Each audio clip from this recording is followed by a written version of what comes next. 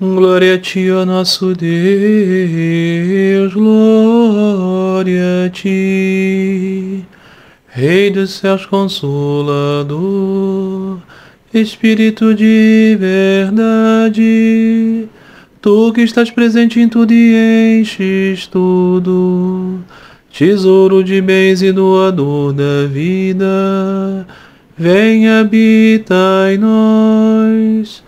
Purifica-nos de toda mácula e salva, ó bondoso, as nossas almas.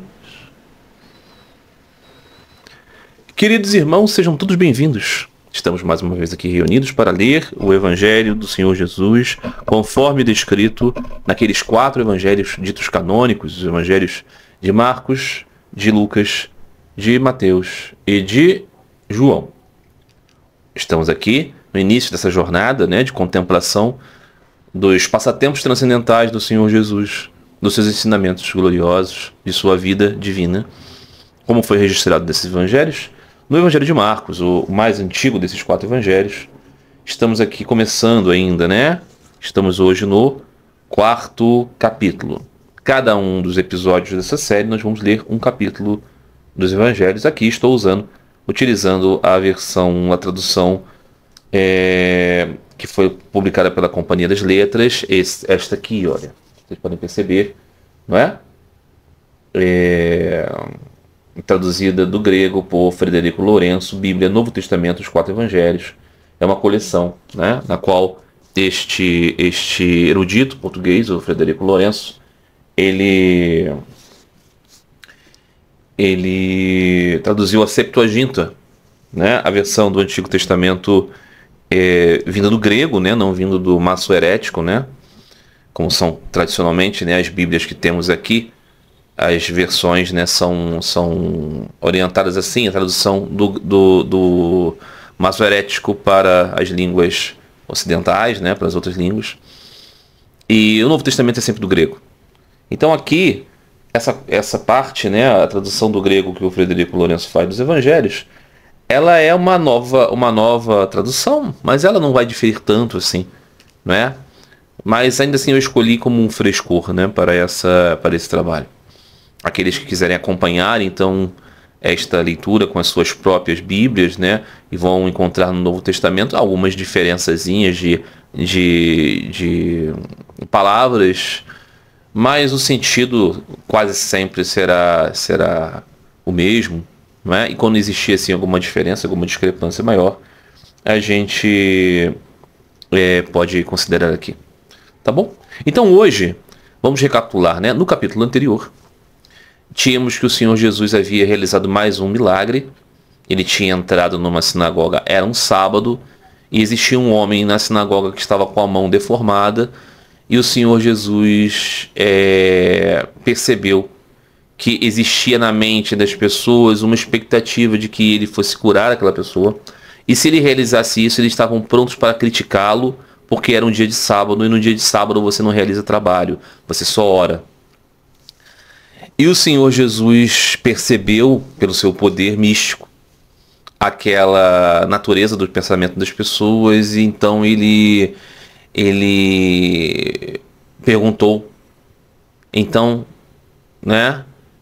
o que será que é condenável se essa pessoa que for curada de sua deformidade, porque é sábado, ou isso seria uma bênção? E ele viu um silêncio, porque era o silêncio daqueles que não queriam se comprometer com nenhuma resposta. Eles não poderiam dizer que era errado realizar o bem a alguém, e ao mesmo tempo não poderiam dizer que era certo fazer alguma coisa no sábado. Então diz que o Senhor Jesus ficou irritado e triste, porque esse é o aspecto, As pessoas não gostam, de caracterizar o Senhor Jesus assim, com irritado e triste, porque acham que isso macula a sua divindade.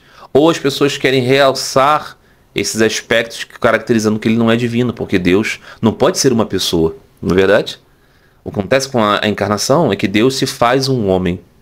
Esse é o grande mistério, Então ele tomou a nossa natureza para vivê-la do modo mais esplendoroso, Como disse Ramakrishna Paramahansa, o Avatara é como se fosse um vice-rei. Ele vem aqui representar, o rei, com o seu próprio estandarte, né? Então essa é a posição. Nós tínhamos também outros assuntos, né?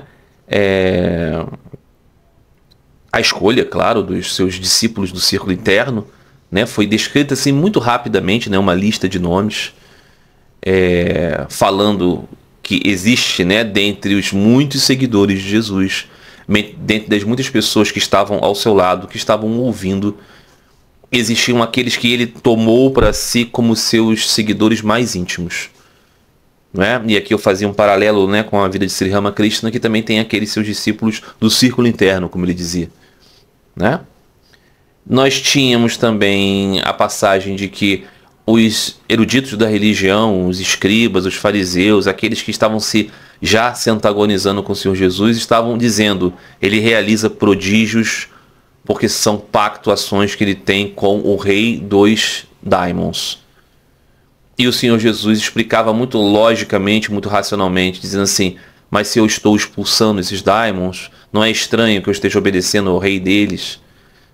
Então, nisso, o Senhor Jesus estava contrapondo, né, a lógica daqueles detratores. Mas, como vemos, isso não adiantou muito. E, por fim, a parte muito significativa dessa passagem é de que o Senhor Jesus ele tem um certo confronto com a sua família. E aqui se fala: a sua mãe e seus irmãos estavam compreendendo que o Senhor Jesus estava louco. Por quê? Porque ele estava lidando com uma situação a qual ele nunca viveu. Ele estava falando com as pessoas como se ele fosse um profeta, como se fosse um professor espiritual, como se ele fosse um taumaturgo. Então a reação da sua família era: da onde veio isso? E aí existem muitas coisas que nós podemos considerar. A Virgem Maria recebeu a anunciação. Ela viu os anjos. Ela viu os reis magos. Ela viu o Senhor explicar a lei aos eruditos quando criança. Tantos prodígios ela viu. Por qual razão ela estaria então achando que o Senhor era louco se tudo foi anunciado a ela? Pode ser que ela estivesse lutando contra o que ela sabia que viria com a revelação do Senhor, o seu martírio. Quando o Senhor Jesus foi apresentado no templo para também ter o ritual da circuncisão, disse então a Escritura que dois videntes se aproximaram deles, né? Um homem e uma mulher, e a mulher, e eles alertaram a Virgem de que o coração dela seria muito maltratado, não é? Por sofrimentos atrozes do seu filho. E ela, muito provavelmente, meditou nisso muito profundamente. E talvez ela estivesse como mãe e como a devota mais profunda do Senhor. Porque você pode imaginar alguém que seja devoto de Deus o tendo como filho. Você pode imaginar a grandeza desse ser que é a Virgem Maria. Você pode imaginar isso. Você vai imaginar o amor. Por isso que não ser completamente devotado à Virgem Maria, não ter por ela uma admiração incrível, é inacreditável. As pessoas se pegam nessas coisas: a virgindade teve filhos e tudo mais. Não conseguem compreender o nível do amor profundo que Maria tinha por o Senhor, que era o seu filho e ao mesmo tempo redentor. É possível compreender isso? Quem pode ser mais venerável do que um devoto desta magnitude? Então, um devoto puro do Senhor, ele é digno de toda a devoção. Então, esta é a Virgem Maria, mãe do Senhor. Mas também podemos compreender que, em virtude da Maia do Senhor que encobre esse mundo, nós temos muitas dificuldades de compreender o seu jogo divino. Mesmo os eleitos, mesmo aqueles do círculo interno, têm dificuldades, porque senão eles não conseguiriam participar do jogo de verdade. Eles precisam encarnar o personagem de um modo que eles precisam acreditar em tudo que está aqui. Então, assim como aconteceu com a vida de Sri Ramakrishna, Sri Ramakrishna estava manifestando todas as suas bhavas, todas as suas emoções espirituais, e as pessoas consideravam que ele era louco. Ele estava no templo de Dakshinawar, E ele se lançava ao chão, ele chorava, ele demonstrava fisicamente o seu desespero por não ver a Mãe Divina. Por quê? Porque ele foi levado a ser sacerdote do templo de Cali, tinha uma imagem de Cali, ele queria ver Cali, não na imagem, simplesmente ele queria ver além. E aí o que acontece é que ele rogava por esta mãe. Só que as pessoas olhavam e falavam assim, coitadinho, ele está sentindo saudade da mãezinha dele que está lá na aldeia. Não era isso. Então as pessoas começaram a olhar Sri Ramakrishna como louco, porque ele tinha esse amor profundo. Ele nunca terminava o serviço era eterno. E as pessoas queriam apenas um padre que fizesse lá o serviço regular dele e acabou, né? Existe um padre na igreja ortodoxa que tem uma história parecida, São Nicolau de Atenas, que ele celebrava o ritual e ele tinha a hora de comemorar os santos do serviço de matinas. Ele não acabava nunca de contar o nome dos santos, porque tinham incontáveis santos, e de vez em quando alguém gritava lá atrás, e diz, padre, e todos os santos, só para acabar logo. Porque as pessoas estavam querendo cumprir o seu serviço, mas o santo não, o santo está num namoro com Deus. Então essas glórias divinas que surgem como pirilampos nesse mundo obscuro, eles são vistos como loucos mesmo. Então é muito natural que tenha sido assim, não é? Então teve esse confronto. Então o Senhor Jesus, né, a casa estava tão cheia de pessoas que vinham ver o Senhor, e conta-se, né, que a família queria falar com o Senhor e a mãe mandou chamar o Senhor, a mãe e os irmãos. E então foram falar com o Senhor Jesus, olha, sua mãe e seus irmãos estão aqui. E o Senhor Jesus disse para esses, quem é minha mãe e meus irmãos, senão aqueles que seguem a vontade do meu Pai? Ou seja, aqui ele estava querendo demonstrar que a sua vestimenta de o filho do carpinteiro, filho de Maria, o irmão de Tiago e dos outros irmãos e irmãs dele, não era isso. Ele é o Senhor que veio nesta veste. Vestido de servo, como vai dizer São Paulo depois, né? Esvaziou-se, né? A kenosis do Cristo. Esvaziou-se, tomou a forma de servo e obedeceu tudo. Viveu como homem aqui, né? Eis o mistério. No Bhagavad Gita diz que aqueles que sabem reconhecer esse nascimento transcendental do Senhor não voltam mais a esse mundo. Por isso é preciso meditar com muito cuidado a respeito desse mistério da encarnação. Ok? Muito bem. Hoje, então, vamos seguir ao 4º capítulo. Seguimos aqui. Diz-se como resumo: a parábola do semeador, a lâmpada, a medida, o grão que germina secretamente e o grão de mostarda. Jesus acalma a tempestade. Então, hoje temos aqui um episódio, né, um capítulo bem Jnana Yoga, um capítulo de discernimento. Vamos ter várias parábolas para meditar. Assim como lembramos, né? Aqueles que acompanham esse meu trabalho aqui com um devoto Sri Ramakrishna, sabe, né? Sri Ramakrishna o tempo inteiro está a fazer essas alegorias que trazem as pessoas para o significado mais profundo através de coisas simples do seu cotidiano. E o Senhor Jesus, claro, antes, né, tinha esse seu estilo também. Todos os grandes avataras, não é, fazem uso dessa metodologia para aproximar o ensino divino, o Harikata, né, falar sobre o Senhor de um modo que as pessoas todas possam compreender ao longo do tempo, né? Muito bem. Começamos então. E de novo começou a ensinar à beira-mar.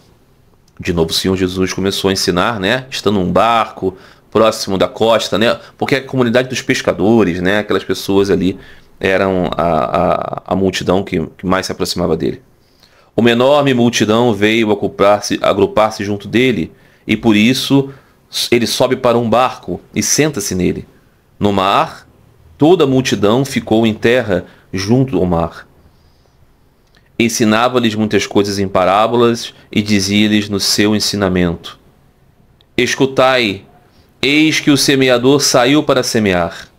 E aconteceu que enquanto semeava, uma parte da semente caiu à beira do caminho, e vieram os pássaros e comeram-na. Outra caiu em um terreno pedregoso, onde não havia muita terra, e logo brotou, por não ter mais profundidade de terra. E quando o sol se levantou, foi queimada, e por não ter raiz, secou. Outra caiu entre espinhos, e os espinhos cresceram, sufocaram-na e não deu fruto. Outra caiu em terra boa, e crescendo e vicejando, deu fruto e produziu a 30, a 70, a 100 por dia. E dizia: quem tem ouvidos para ouvir, que ouça. Então aqui o Senhor dá esse ensinamento cheio de sentido profundo, né?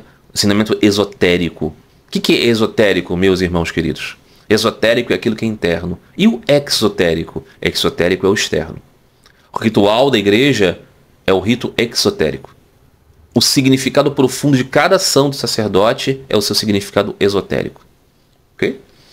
Então, em cada religião nós temos esses dois elementos. Uma forma exterior, que muitas vezes passa de ser percebida, as pessoas fazem por costume, e a forma profunda interna.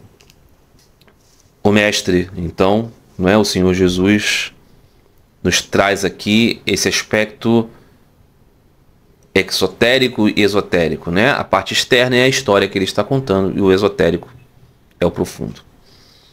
E quando ficou só, perguntaram-lhe os que o rodeavam, juntamente com os 12, o sentido da parábola. Aqui, né? Ou seja, ele contou essa parábola cheia de simbolismos, e depois aqui corta, né, a narrativa do Evangelho, explicando. Depois, quando eles estiveram a sós, os do seu círculo interno e aqueles outros que estavam, digamos assim, numa segunda camada, e aqui eu tenho que lembrar do Sri Sri Ramakrishna Katanrita, porque é exatamente assim, não é? Nós temos aquela reunião no quarto de Thakur, onde você tem aqueles personagens muito próximos dele, a começar pelo discípulo M, Mahendranath Gupta, que narra naquele Katanrita, né? E outros, Rakal e outros que estão ali sempre próximos do mestre, que vão depois se configurar como aqueles que ele diz são os meus discípulos do círculo interno. E você tem um outro grupo de pessoas que é mais, né, volátil, mas que também, né, tem grande graça de estarem ali. E a esses, no caso de Sri Ramakrishna, ele estava sempre, né, aprofundando o seu ensinamento, e aqui o Senhor Jesus também. E quando ficou só, perguntaram-lhes que o rodeavam, juntamente com os 12, o sentido da parábola. E disse-lhes. Então o Senhor agora vai trazer o aspecto esotérico. A vós é dado conhecer o mistério do reino de Deus, mas para os que estão de fora, tudo é feito em parábolas, para que olhando olhem e não vejam, e ouvindo ouçam e não compreendam. Não vão eles converter-se, e tudo lhes será perdoado. Aqui, muito profundo. O Senhor está dizendo: para uma grande multidão eu falo ressaltando a exterioridade, e eles então não conseguem compreender tudo e vivem sua vida sem serem atingidos pelo âmago do ensinamento. Então eles vivem de um modo não iluminado, mas a eles é perdoado. Por quê? Porque eles não tiveram esse profundo entendimento. Aí alguém aqui pode perguntar assim: mas qual é a razão disso? Porque nem todos estão no mesmo patamar. Porque nem todos estão na mesma dimensão de entendimento. Então a vida nesse mundo, ela é para muitos impossível de não ser mundana. Mas ela pode ser moral. Ela pode ser ética.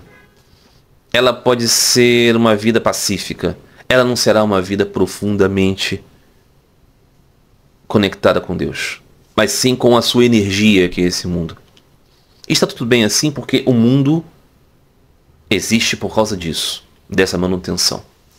Se nós aqui considerarmos o aspecto de uma única existência, de uma única vida, realmente esse ensinamento se torna um pouquinho complicado.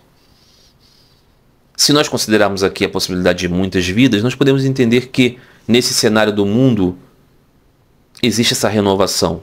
Em algum momento, a nossa alma alcança aquele patamar de ouvir também o significado profundo, não é? Então aqui é isso que o Senhor está dizendo. Para uma grande multidão, para a maioria, a superficialidade será a marca. E se eles seguirem isso e viverem no mundo, não será cobrado deles um entendimento mais profundo, não é? Então nós vemos isso muito profundamente em relação à religião mesmo. As pessoas são piedosos, Eles cumprem os ritos, eles são atentos às prescrições, eles são respeitosos com o clero, com os professores, com a estrutura, com a escritura. Mas eles não ultrapassam muito o limite da cultura religiosa. Então nisso, eles são alcançados por esse aspecto externo, a qual fala em parábolas. Não é? Diz aqui o Senhor, olhando olham e não veem, ouvindo ouçam e não compreendam, não vão eles converter-se e tudo lhes será perdoado. Veja, eles não se tornarão conhecedores do profundo significado espiritual, então as suas atividades puramente cotidianas serão perdoadas. Está muito claro aqui, ok? Está muito claro aqui que você não pode entender que todas as pessoas são destinadas à mesma compreensão. Isto aqui está no Evangelho, ok? Muito bem. Mas ele disse que existe o grupo daqueles que são eleitos. Ele diz, né? A vós é dado conhecer o mistério do reino de Deus, mas não para os que estão fora. Veja como isso é absolutamente idêntico ao ensinamento de Sri Ramakrishna, que diz o meu círculo interno e o círculo externo. É absolutamente igual. Muito bem. Então o Senhor diz para os membros do seu círculo interno, e diz-lhe, não compreendeis essa parábola, e como compreendereis então todas as outras parábolas? Aqui o Senhor está dizendo, né? Está chamando eles, é uma bronca. O Senhor dá bronca constante nesses seus discípulos. Por quê? Os seus discípulos do círculo interno vieram numa vestimenta muito simples. Eles não eram os grandes eruditos da comunidade, com exceção do seu discípulo amado, que muito provavelmente é um erudito. Aquele a qual conhecemos como João, não é João Boanerges, João filho do trovão. Aquele discípulo amado, a qual caracterizamos como João, autor do 4º Evangelho, muito provavelmente é um membro do Sinédrio. Isso explica porque ele vai estar presente na crucificação do Senhor, enquanto todos os outros discípulos estavam escondidos. Isso vai explicar como ele teria ouvido as palavras do julgamento do Senhor no Sinédrio, quando só membros do Sinédrio poderiam estar lá dentro. Isso explica por qual razão o Senhor destinou a ele, a sua mãe, para cuidar, porque ele não estava sendo perseguido como os outros. Isso explica porque o autor do 4º Evangelho viveu até a velhice, enquanto todos os demais foram martirizados. Então, muito provavelmente, o autor do Evangelho, o 4º Evangelho, aquele que caracterizamos como João, era um diferente daqueles outros, ele era muito erudito. Tanto é que o Evangelho de João é caracterizado assim como o mais teológico, né? O mais, né, fora da caixa dos evangelhos. Mas isso é um outro assunto. Mas só para caracterizar aqui que o Senhor fala com esses seus discípulos muitas vezes irritado com a incompreensão deles. E isso não é contraditório. Novamente, aqui no paralelo com Sri Ramakrishna. Certa vez ele rogou à Mãe Divina e disse, ó Mãe, por que eles têm tão pouco entendimento? Por qual razão eles têm apenas um kala de entendimento? E aí ele mesmo dizendo, porque isso é o suficiente. Então os seus discípulos, os discípulos de Thakur, Sri Ramakrishna, ele sempre dizia, são livres de kama e kanchana, são livres de luxúria e ganância. Esses discípulos do Senhor Jesus também são livres de luxúria e ganância. Eles são puros. Mas eles não têm um entendimento. Profundo não tem. Por isso eles erram tanto. Não é? Isso é muito comum. Porque esse é o jogo do Senhor. Se eles entendessem tudo perfeitamente, tivessem o poder que o próprio Senhor tem, talvez esse jogo acabasse. Ok? Muito bem. Então o Senhor Jesus disse, e diz a eles, não compreendeis essa parábola, como compreendereis então todas as outras? O semeador semeia a palavra. Estes são os que estão ao longo do caminho, em quem a palavra é semeada, e quando ouvem, logo chega Satanás e tira a palavra semeada neles. Ou seja, os primeiros, né? O semeador aqui é o avatara. O semeador aqui é o profeta. O semeador aqui é o vice-rei. O semeador aqui é aquele que tem um mandato. Entende, meus amigos? Quem é o semeador? O semeador não é o pastor da sua esquina, não é o padre da sua esquina, não é o suame da ordem não sei o que, não é isso. O semeador é Deus. ou um dos seus associados íntimos, seus profetas, avataras, esses.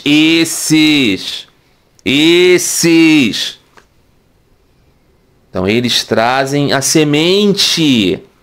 Então eles distribuem. Aí tem o primeiro. Qual é o primeiro? Vamos pensar. Caiu à beira do caminho e vieram os pássaros e comeram. O que diz o Senhor? O semeador semeia a palavra. Esses primeiros são aqueles que ao longo do caminho em quem a palavra é semeada e quando a ouvem, logo chega Satanás e tira a palavra semeada deles. Quem é Satanás? Satanás é aquele que engana. Satanás é aquele que corrompe. É aquele que se antagoniza. Quem são esses? São as várias inteligências nesta dimensão e em outras que são profundamente vinculadas ao mundo e nos inspiram a esquecer a palavra de Deus. Isso, vocês conhecem isso? O tempo inteiro. O tempo inteiro nós temos palavras e discursos de pessoas que tiram de nós a graça da lembrança da palavra de Deus. O tempo inteiro. Algumas vezes esses são até paramentados de forma religiosa. Não é verdade? Não é? Se você tem, por exemplo, um grande patriarca defendendo a guerra, o ódio às pessoas, você acha que esse não é Satanás tirando a palavra de você? Claro que é. Mas ele é um patriarca e Satanás ao mesmo tempo. Não é? Um pastor, um pai de santo, um suame abusador de pessoas. Você acha que ele é o quê? E além disso, existem os outros seres que, como os ácaros, não são vistos e que estão aqui, dizendo coisinhas para nós. Não é verdade? Então eles tiram a palavra. Continua o Senhor. E estes são os que recebem a semente em terreno pedregoso. Quem são os que recebem a semente em terreno pedregoso? Aqueles que, quando ouvem a palavra, logo a recebem com alegria. Mas eles não têm raízes em si próprios, mas são sazonais. E acontecendo a opressão ou a perseguição por causa da palavra, fenecem imediatamente. Ou seja, existem aqueles outros que não perderam a graça de Deus de acolher a palavra divina porque foram acossados por inteligências obscuras e atadas, não. Foi porque, diante das circunstâncias, né, da vida, em algum momento eles sentem alegria, mas em outro eles são muito conectados ao mundo e também querem esquecer um pouquinho da graça da palavra de Deus e viver. Então diz aqui o Senhor, num terreno pedregoso, eles não desenvolveram raízes. Ou seja, não são profundos em sua aquisição. Às vezes até se emocionam. Às vezes até ficam felizes. Às vezes até falam assim, puxa, eu vou fazer. Hoje eu vou pegar meu japamala e vou fazer o nome do Senhor. Eu vou começar agora a jejuar. Eu vou começar a ler a Escritura. Mas isso dura pouco tempo. Dura pouco tempo porque cansam. Dura pouco tempo porque estão sem dinheiro. Dura pouco tempo porque as pessoas caçoam daquele que tem fé. Dura um pouco tempo porque também ficam acossados por desejos sexuais. Porque, né, gostam também de ter o seu lugar no mundo. Começam a querer pensar sobre ideologias. E aí eles, como não tem a profundidade dessa conexão, aquilo fica sazonal. Ou seja, uma hora eles estão um pouquinho animados com a fé, outra hora eles estão muito animados com as coisas do mundo. Não é? E aí fenecem imediatamente, ou seja, aquela plantinha da fé que começou a nascer, né, a árvore da devoção que começou a germinar neles, morre. Os outros, que são semeados entre espinhos, esse ouve a palavra, mas as preocupações do mundo, o logro das riquezas e as restantes ambições entram neles e estrangulam a palavra que se torna infrutífera. Ou seja, há também aqueles que receberam, né, a palavra, receberam o sinal de que Deus existe, de que Deus é o Pai, de que nós somos almas espirituais eternas, transmitido pelos avataras. Mas então a vida é dura, não é? Aí você perde um filho, aí você perde um membro, aí você está na miséria, aí o seu país foi invadido por uma força opressora terrível. e você não consegue perceber o sentido espiritual da vida diante de tanta opressão. Ou você começa a ter a possibilidade de ficar muito rico e poderoso, de ter uma mansão, de ter um super carro, de todas as pessoas que você desejaria que te adulassem começarem a te adular, e você começa a pensar que a vida é tão boa sem necessidade de Deus, não é? Então aqui a gente percebe que tanto as desgraças quanto as bonanças, né, podem ser esses obstáculos, né, ao qual o Senhor diz aqui.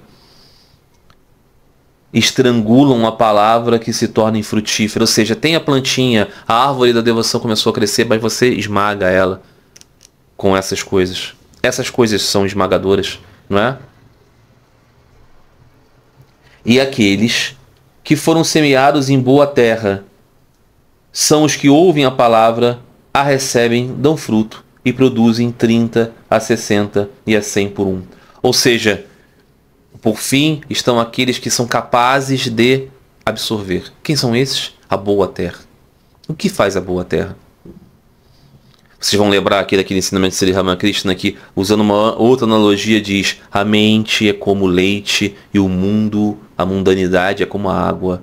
Se você coloca a sua mente sem preparação diante dessa mundanidade, a água da mundanidade e o leite da sua mente se misturam e você não tem mais como separá-los. Por isso que o Paramahansa é o grande cisne, porque na mitologia o cisne místico consegue separar a água do leite. Então, diz Thakur Sri Ramakrishna Paramahansa, você precisa pegar o leite da mente, bater ele, bater, deixar ele descansar, essa coalhada vai descansar e depois ela vai virar manteiga. E essa manteiga, como é mais durinha, como é mais sólida, ela pode entrar em contato com a água da mundanidade e não diluir-se nela. Pode passar por cima. Qual é a lógica disso? É que nós temos que trabalhar na nossa mente em solidão, em repetição do nome de Deus, em rogar a Ele, em chorar pelo Senhor, para que a nossa mente se torne substanciosamente marcada pela fé, pela devoção, pela visão de Deus. E assim a gente pode entrar em contato com o mundo e não se diluir pelo mundo. Então aqui esse terreno é esta alma que ela é sólida o suficiente para não se misturar, para não se diluir na mundanidade. Ela não vai, ser acossada pelas riquezas no mundo, nem ser esmagada pelas dores no mundo. Ela não vai ficar assim sazonal, uma hora muito interessada por Deus, outra hora interessada, sei lá, pelo carnaval. Ela não vai ficar incapaz de acolher a graça que teve e será muito mais capaz de resistir às tentações dos inimigos da devoção, não é? E disse-lhe ainda: a candeia não entra em casa para que seja colocada debaixo do alqueire ou debaixo da cama, não? Não é para que seja colocada no candelabro? Pois não há coisa escondida que não venha a manifestar-se, nem coisa oculta que não venha à luz.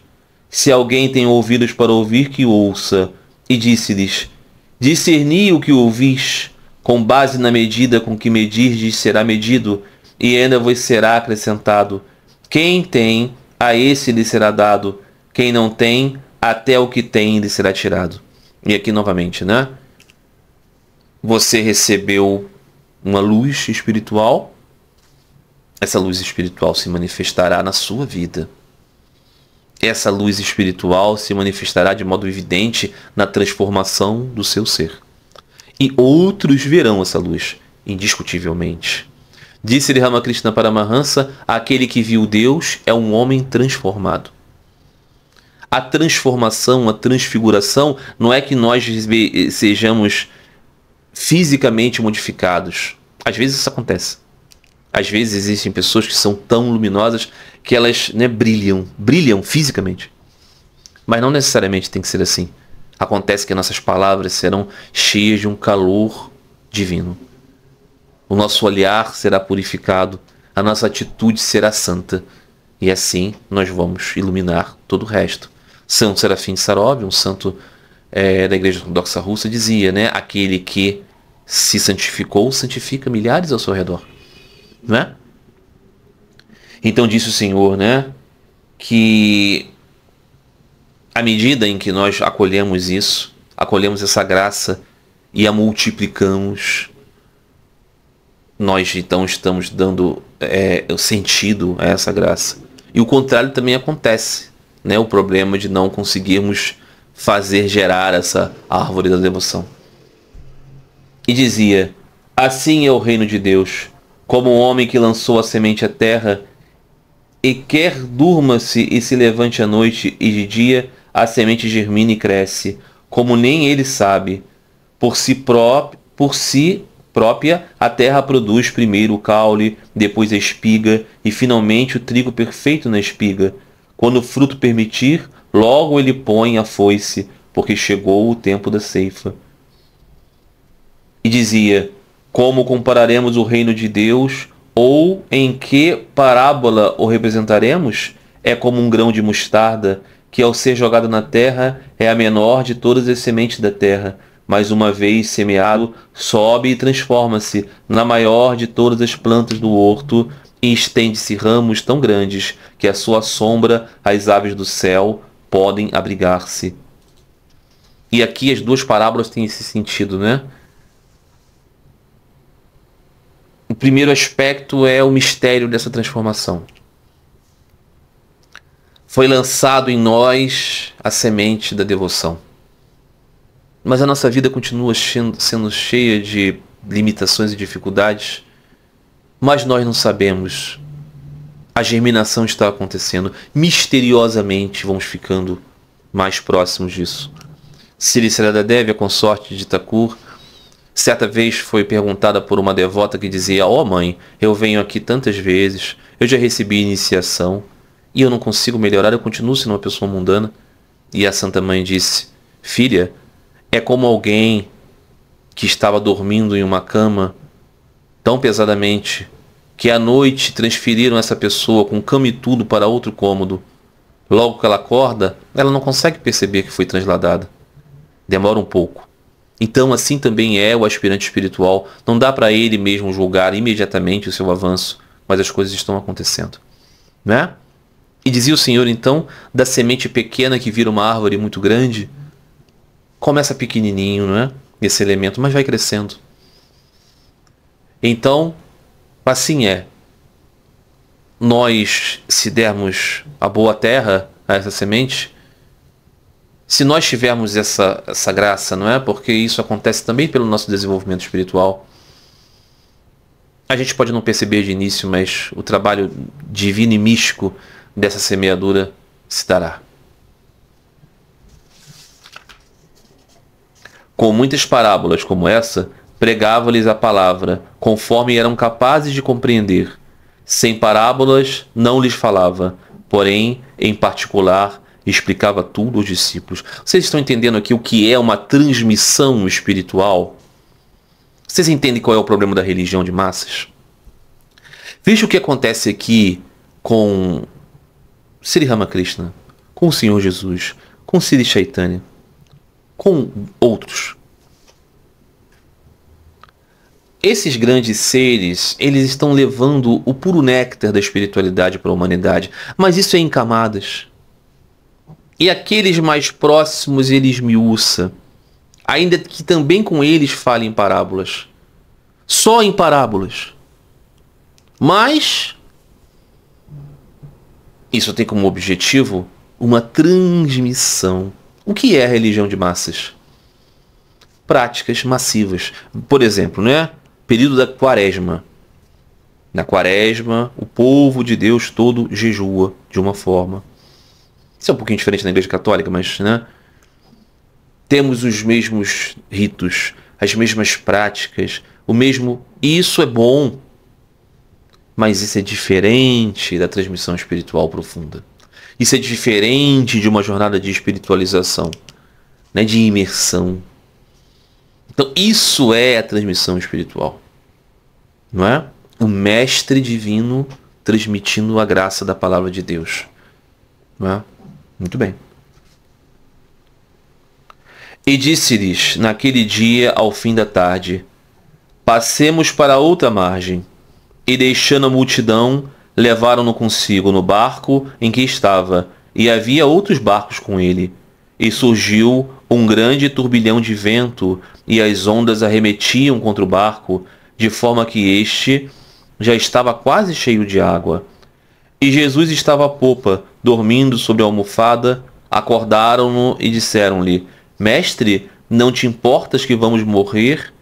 E ele, despertando, repreendeu o vento e disse ao mar: Cala-te e refreia-te. E o vento serenou e fez a grande calmaria.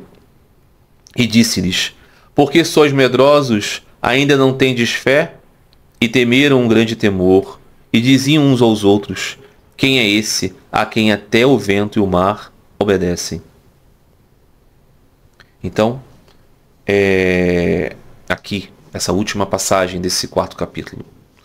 O Senhor estava, então, pregando um grande discurso à multidão num barco, às margens. E depois ele quer se recolher. Então ele sobe a outro barco e vai para outro lugar. Vai para o meio do mar. Vai para o meio da água. Para que os outros barcos que também o acompanhavam não o sigam. Porque essa é a questão, né? O Senhor se recolhe constantemente dessa multidão. E ele está criando estratégias para dialogar com essa multidão, né? Falando em parábolas, depois reservando o seu círculo interno para aprofundar a mensagem. Em um dado momento, então, ele e as pessoas do seu círculo interno estão distanciadas da margem. E no meio desse mar surge um turbilhão. Surge uma grande tempestade, surge um grande tumulto no mar. E as águas entram no barco. E vejam, aqueles homens estão apavorados. Aqueles homens, a maioria esmagadora deles, eram pescadores. Por qual razão eles estão apavorados? Porque aquilo é de grande magnitude. Não é simplesmente um barco enchendo, porque eles nadam, né? Sabem nadar muito bem. Conseguiriam sobreviver àquilo, mas aquilo é como uma manifestação da própria morte. Então eles vão chamar o Senhor que está dormindo. E reclamam com o Senhor e dizem assim: olha, como é que o Senhor dorme enquanto estamos aqui nesse pandemônio? E o Senhor Jesus, então, para aquele estado de tempestade, ordenando à natureza que ela se acalme, e diante dos seus perplexos discípulos, diz a eles: por que vocês têm medo? Ainda têm medo? E os discípulos estão, então, aterrorizados com aquele que tem poder de calar a própria natureza. Qual é o ponto aqui?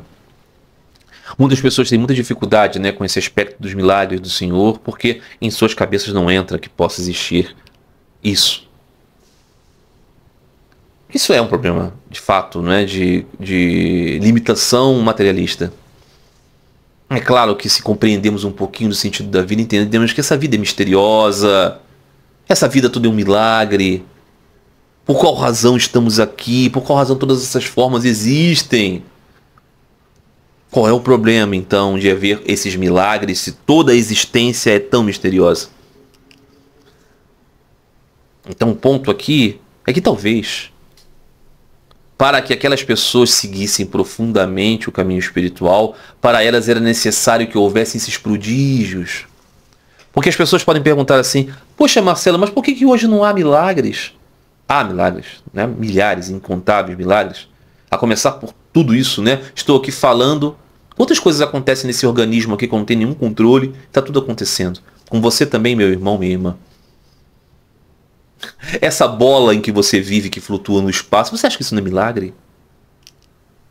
Não é? Mas sem entrar nisso, não é? Alguém que tenha profunda fé neste mundo, nesta época de trevas, isso não é milagre? Muito bem. Mas se você quiser, né, como ensina Swami Tapasyananda, né, na sua introdução do Bhagavad Purana, existem pessoas que não podem ser tocadas pela manifestação das glórias visíveis, assim, externas e maravilhosas das grandes descrições espirituais. Elas precisam entender um aspecto filosófico para que a sua inteligência seja contemplada. Eles dizem: eu sou inteligente, então eu preciso entender um sistema filosófico dessa palavra. Ok. Então, para esses, nós podemos dizer assim. E durante muito tempo isso foi para mim, né, o que mais me tocou. Pensar que aquela mensagem Para aqueles que não viram o Senhor parar o vento e o mar com suas palavras, entender em que essa palavra pode ser viva para a minha vida hoje.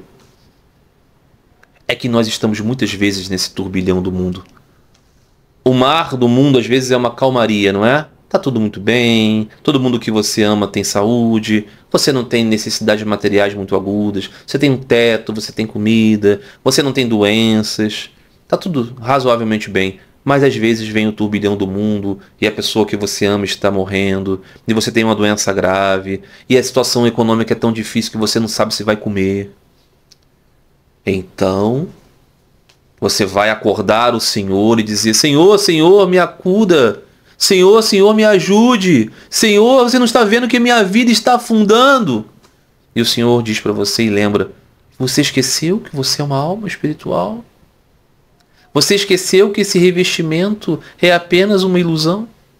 Você esqueceu que você é minha parte? Então eu vou te lembrar: para tudo dentro de você e olha para dentro do seu coração e me veja. E veja que você é minha parte. Para mim, isso durante muito tempo foi a mais significativa maneira de interpretar esta passagem. E talvez ela sirva para muitos também, não é? Então é isso, meus amigos. Terminamos aqui a leitura deste quarto episódio, quarto capítulo do Evangelho de Marcos, quarto episódio da nossa série. E eu espero que cada um de vocês possa meditar muito profundamente em cada uma dessas palavras do Senhor e rogar a Deus para que sejamos aquele terreno fértil. Rogar a Deus para que a sementinha da devoção cresça e se torne uma árvore imensa. Que nós possamos ser como aqueles que receberam a lamparina e não colocaram debaixo da cama, mas sim, no mais alto, para que possamos assim iluminar nossas vidas, iluminar o mundo pela graça do Senhor bendito. Tá bom? Então, até a próxima semana. Fiquem todos em paz. Um grande abraço a todos vocês. Fiquem todos com Deus.